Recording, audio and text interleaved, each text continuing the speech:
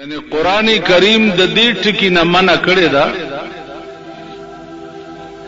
چې مسلمان به دا نه وایي چې دا کافر زما دوست دی.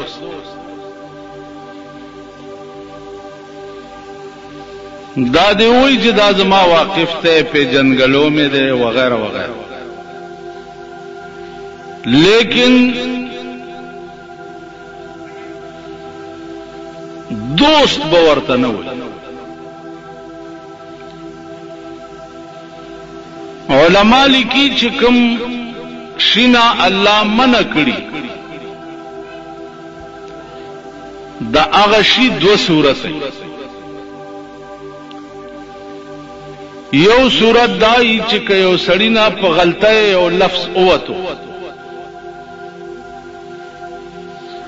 نو پاغه نه ګناګاری، لیکن که یو سړی قصدن دا وي چې دا کافر زما دوست دی او د ته پته ای چې قران کریم کافر ته د دوست ویلو نه منع کړی دا، نو بیا دا سړی په کافر شي، ځکه چې د قران نه انکار وکړي.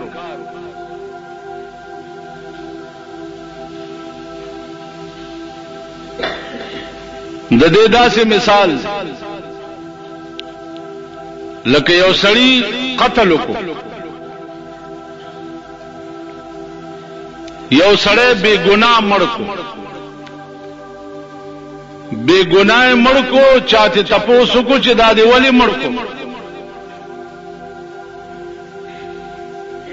کده داوي چې غلطی را نه وشوه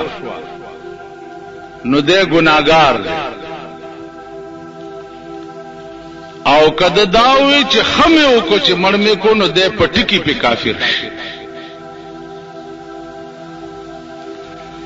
یا یو سړی روزه وخوړه، چا ورته وی چې روزه دی ولې وخوړه او دو ویلی چې غلطی مې وکړه یا بیمارم یا راته ډاکټر ویلی چې منی سه، نو کدا باندې وکړه خدا گناہگار شو، او کدو ویلی چې ما خو کچ دا روزه مې وخوړه نو پټکی په کافر. علماء لیکي چې په کوم ګناه سره فخر وکړي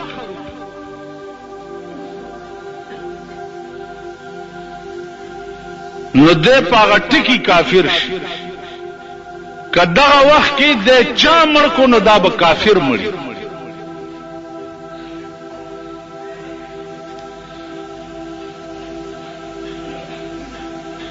عزیزانو دا پړولی کوي چې نن د ځمکې په سر چې څومره مسلمان قوم اوسېږي